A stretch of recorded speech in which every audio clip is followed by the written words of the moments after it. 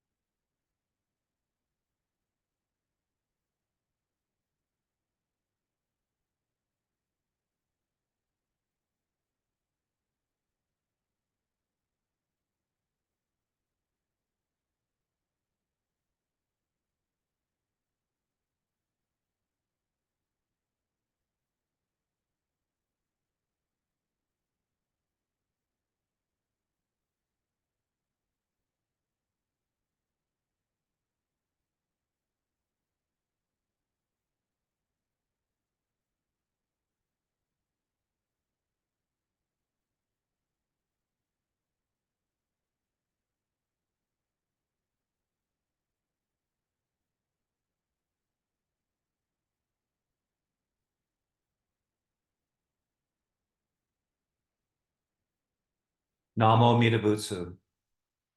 Namo Amida Butsu. Namo Amida Butsu. Namadatsu, Namadatsu.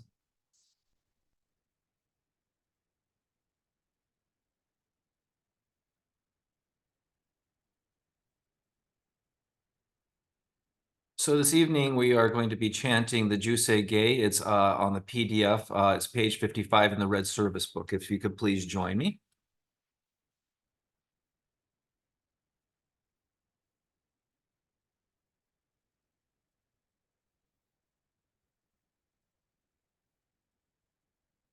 가건 조세간 일시무조도 시간 부만족 세프 조쇼각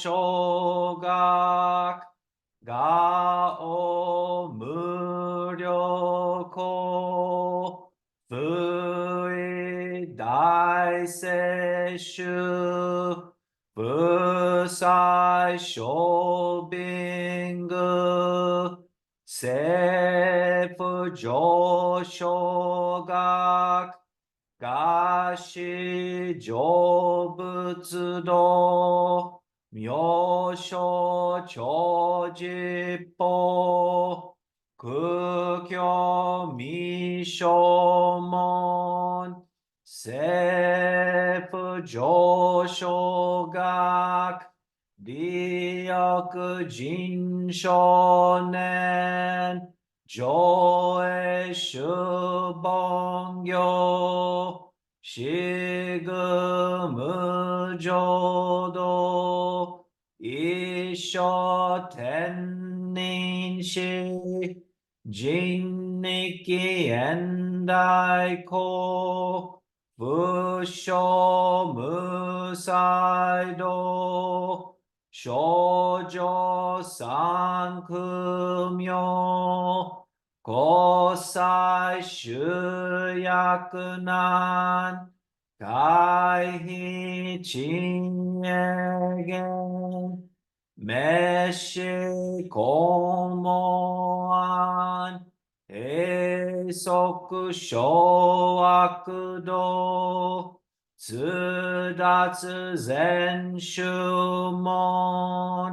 ご相乗満足、いよろじぽ、日月修寿期、天候音不言、一種解放像、公世功徳法、上大衆寿、説法四式、供養一切仏、具足修徳本、元年出上満、得意三害用、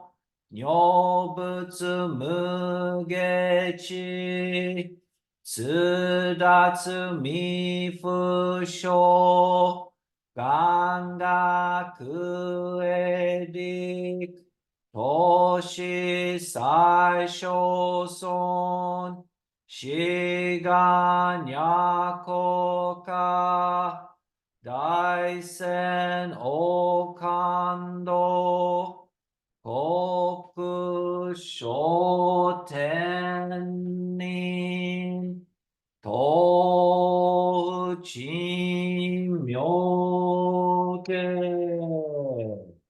ナマダミ、ナマダブ、ナマダム、ナマダム、ナマダム、ナマダム、元年祝読、平等正祭、同発菩提心、往生、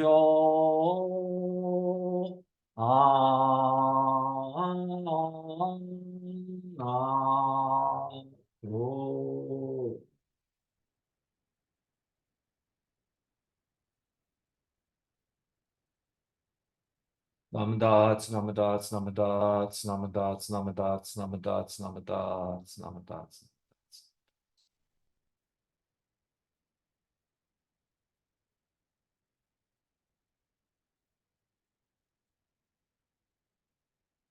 Well, thank you, everybody. I hope that warmed everybody up a little bit on these cold evenings. So tonight we're going to have the Dharma talk, and I picked a subject matter that might seem a little unusual for people. We're going to be talking about superstition, what that means in the relation to Jodo Shinshu Buddhism. And first, we'll be talking also about what the concept generally about superstition is, and then specifically how it relates to our teachings. So I would like to start with a passage. If you could please join me in Gasho.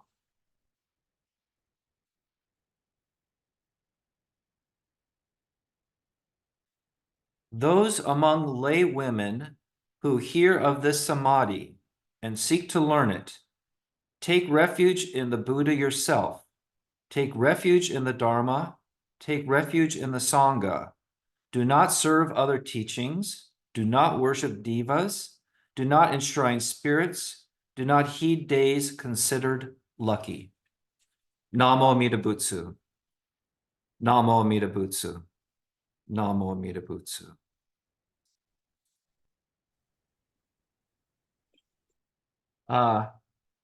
So that was actually taken from the Sutra of the Samadhi of Buddha's Present.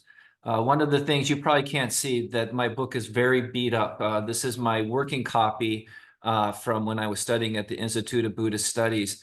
And I had so many wonderful teachers, and I learned so much data that once I graduated, I thought, oh my gosh, I've lost everything that I've learned, or I remember 5% of it. And so then when I read things like I just read tonight, a part of a sutra, there's notes that I wrote in it to myself. And thank goodness, Kurt, that you did that 20 years ago, because it's very helpful for me now. And one of the reasons I wrote a note on this particular one, not just because it's on superstition, but it's addressed to lay women. And I remember asking Professor Nasu, who now is teaching at Ekoji University, not at IBS. I said, well, this is interesting. And he said, well, this particular sutra was addressed specifically to women. And we don't see that as much in our Buddhist sutras. And so stands out. I asked him if it had anything to do with the content, and he said no, but he thought that it was trying to address the larger base of everyone, including the women who at times could not be singled out as much. So the idea of superstition carries a lot of weight with it. I know that growing up in American society, we all, especially when we're children, we all learn these superstitions. A lot of our superstitions in the United States go back to European roots, and I'm sure those that are from different cultural backgrounds, from different Asian countries, probably have some of their superstitions put on them. I know one of them that I found fascinating was that in college, I had a Japanese exchange student as one of my roommates. And we were standing outside, and an ambulance went by, and he immediately put his head down and he covered his thumbs. And so after the ambulance went by, I said, Hoshi, what are you doing? And he says, I was taught that if your thumbs are exchanged, your soul will go with the ambulance. You will go with them. So you're protecting your soul. So I thought that was kind of a very interesting superstition that, for someone passing in an ambulance. But for us that grew up in the United States, we have so many common ones, like, you're not supposed to walk across the path of a black cat. You're not supposed to walk under walk under a ladder. And then you're not supposed to open an umbrella indoors, which some of these I think have probably very practical origins. But for us, when we hear superstition, we think of it as kind of being childish or maybe even primitive. And speaking of the Institute of Buddhist Studies, I was very fortunate because Professor Grongba, who is actually married to Reverend Nasu, she kept her maiden name. She specialized in Japanese religions, specifically Shinto. So it was wonderful to have her as a professor to bounce off what we would sometimes think, oh, is this a Buddhist idea? Is this a Shinto idea? And she would bounce those off. And so when we studied, I actually took a course on basic ideas of Shinto, which I will, for Professor Grombach, she prefers to be called it, the worship of the kami, or the worship of the gods. For when we hear the word Shinto, that usually represents the institutionalized state Shinto that was created by the Meiji era. So she says worship of the kamis to her is much more clear. And for her, when we talk about Shinto belief, and again, for those that are fortunate to have traveled or even lived in Japan, it can be very confusing with when you go to a shrine or you go to a temple, what is Buddhist, what is Shinto. Many of you might not be aware that it's not uncommon, except for Shin temples, is that when you go to a temple complex, there will be a Shinto shrine somewhere within the compounds. And then again, addressing this idea today about Shinran Shonin talking about superstition and other gods, that is not encouraged or accepted. So if you go to a temple in Japan and you're looking for a Shinto shrine, there's not one, most likely it's a Pure Land or Jodo Shinshu temple. So getting back to Professor Grombach, so she was saying, because they do the amulets, they sell the amulets that, are for good luck. And so she says she didn't care for the word superstition. And she thought that in modern Western or American understanding is that it's primitive. It's a primitive concept, meaning that it's not sophisticated and not relevant for today. And she said that the idea that sometimes the symbolism behind superstition is not taken literally, but the idea is that it's an expression for people that are, whether they're in the Buddhist faith or whether they're in the Shinto faith, that this is a way that's for them to follow the path. So it's not just black and white, oh, the black cat, if you walk across it, you're going to have something happen. It's not that black and white. She says that you have to understand that the symbols that come out of these superstitions is very relevant. And she was specifically talking about Shinto, and so I won't be going into that in this talk, but I would like us to realize that when we talk about, and especially when Shinran talks about superstition, it has a very different nuance than maybe what we have in our contemporary society. Another thing that I want to emphasize is that sometimes European Americans make the connection between witchcraft or the occult with superstition. And again, that's not what the case is with Jodo Shinshu and Shinran's interpretation of, you know. So what Shinran was talking about, now, as I've mentioned in many talks, that Shinran spent the last 20 or so years of his life going to Kyoto. And the reason that he went to Kyoto is that he wanted to write what we now know as the Kyogyo Shinsho, which is his writings talking about his understanding of Pure Land Buddhism. And so what he wanted to do is he wanted to take references from all these different Buddhist sutras and these different Buddhist resources. And at that time in history, those were only available in Kyoto, Japan, because obviously they were hard copies. And so for us, even before computers, we were able to go to the library and have all these resources. You have to realize how laborious it was for Shinran and other monks at the time, because they would have to write formal requests to a temple or to another monk saying, I would like to have a copy of the Lotus Sutra, and then they'd have to wait for it to be delivered. So this idea of taking 20 years to collect his thoughts and write them down, when you realize the laborious process of getting the reference materials and how difficult it was. But when he was sitting down, so he did, and we will, and he wrote down the Kyogyo Shinsho, and he broke down the chapters on practice and chapters on faith. But he also would address certain things that he wanted for people to understand, to be clear. Even during his lifetime, now again, to emphasize that Shinran Shonin, our founder, did not think of himself as establishing a new school. He considered his thought what he would call Jodo Shinshu, but the idea that these collected works or this Kyogyo Shinsho is going to form a new school was not in his idea. What he was talking about was his concept of Pure Land Buddhism in the Japanese context, the Japanese Buddhistic context. And so he's writing down because there was a lot of questions. And so what he would do is he would break down certain areas. And the one that we're talking about today is that he addressed the idea of superstitions.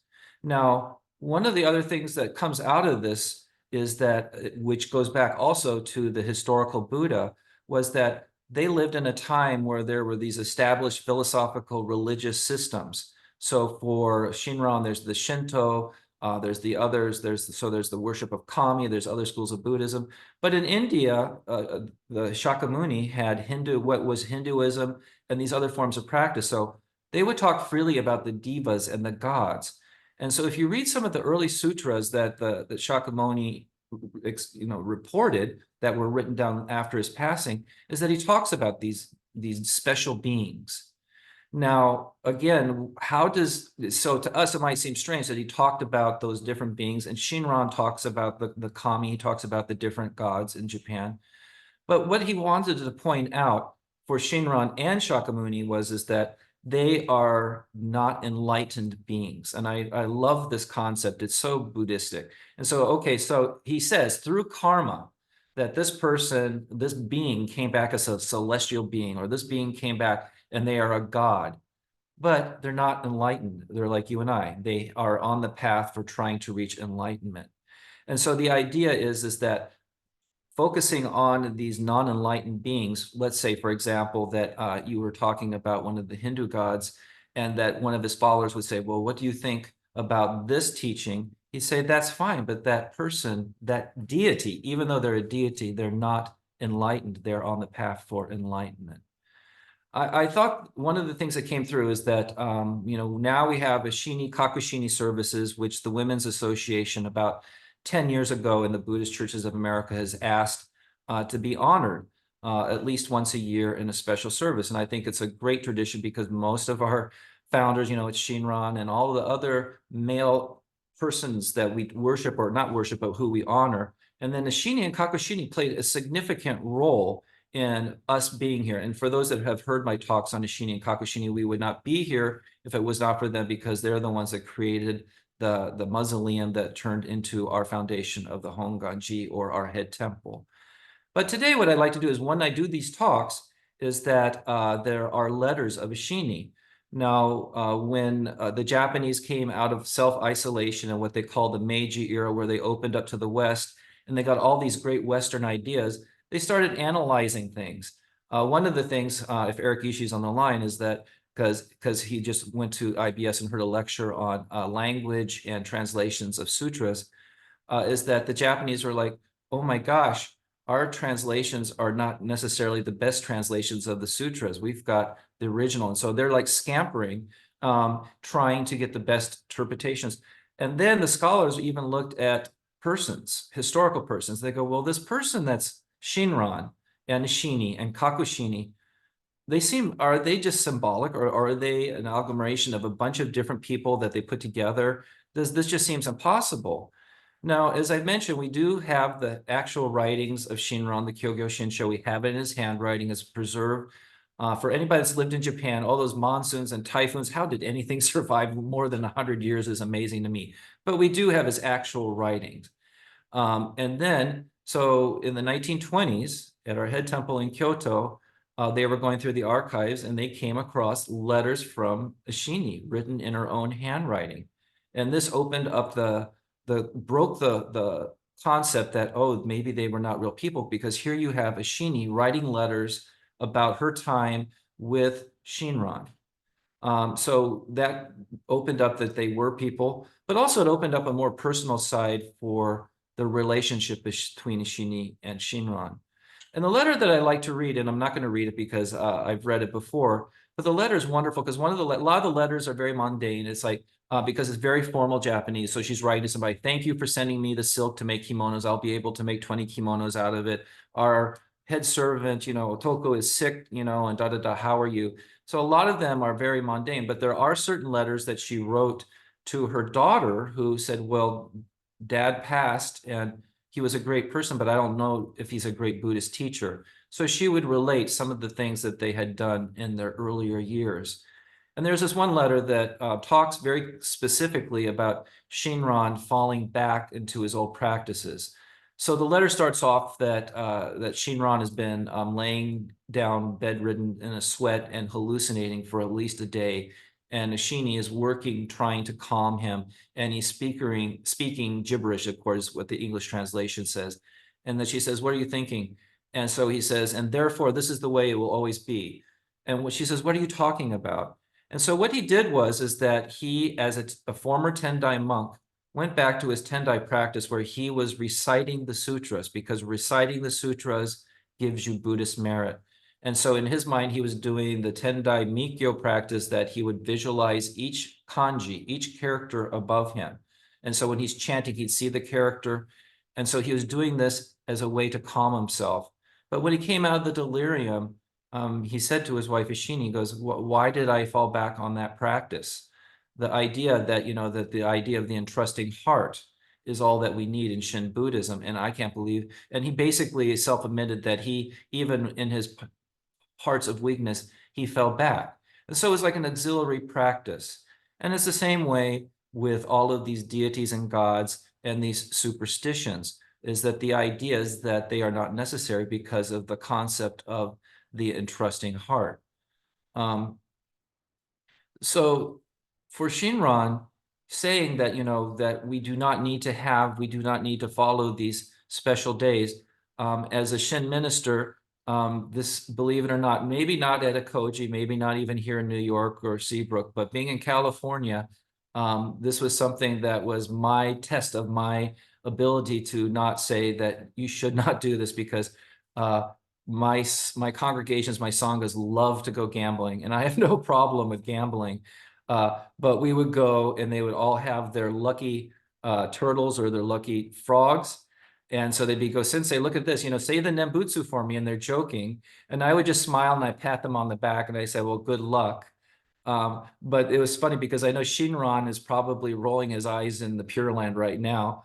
And also the idea that, again, when we went to Japan, I went to Japan for 115th anniversary with the Placer Buddhist Church about 7 years ago.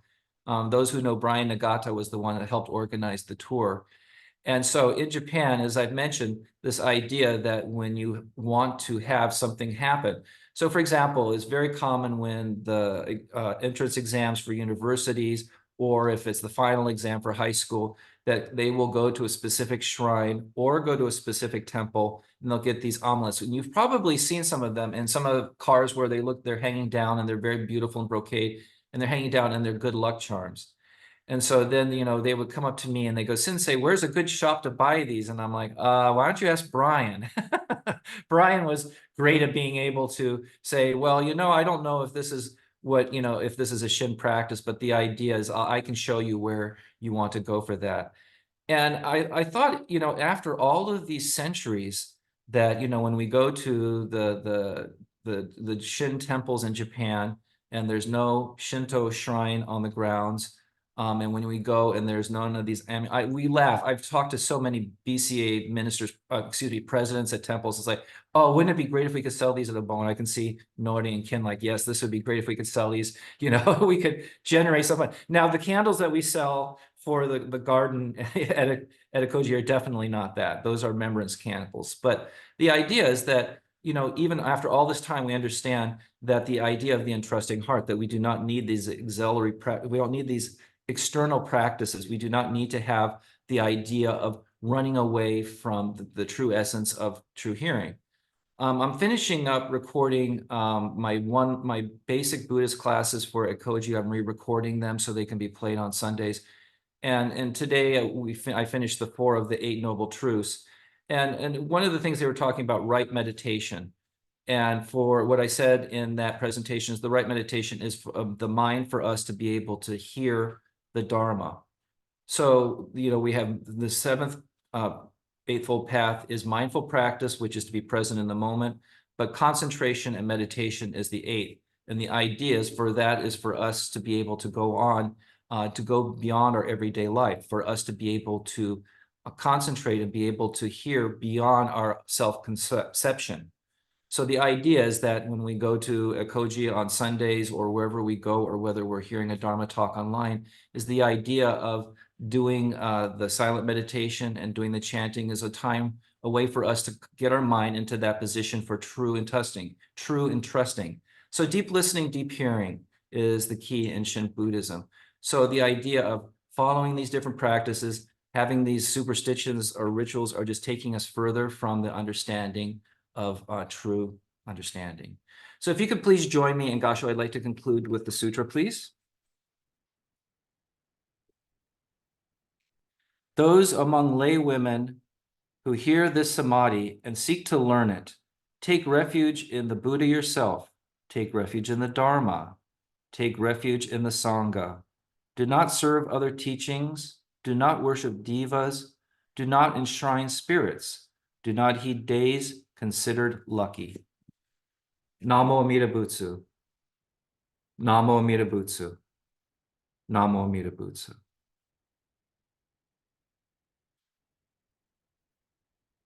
Okay, if everybody could join me in the final reading, we are going to be reading the homage on page 2 of the Red Book, please.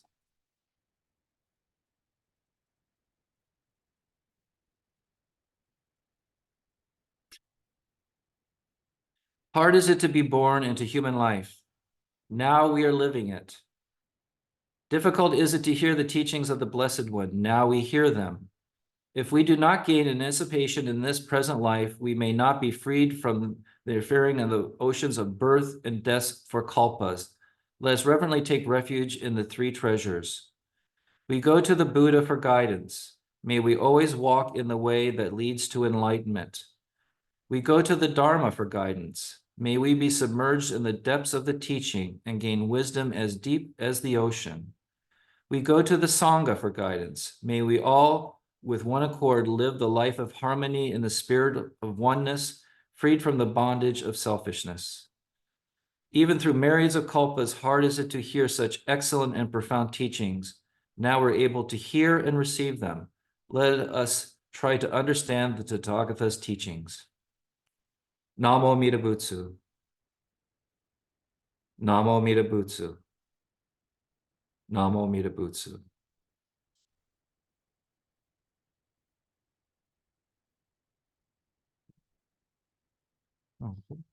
So if everybody could please join me again for a short silent meditation. If you could just sit erect in your chair, your feet flat on the floor, and relax your shoulders, please.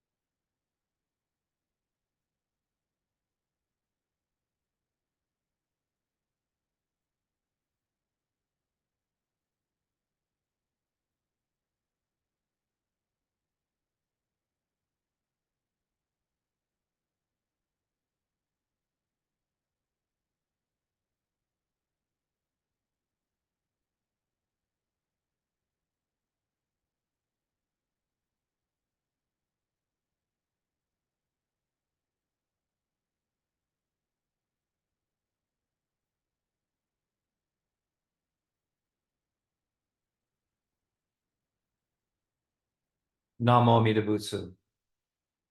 Namo Amida Butsu. Namo Amida Butsu. Namo Dats.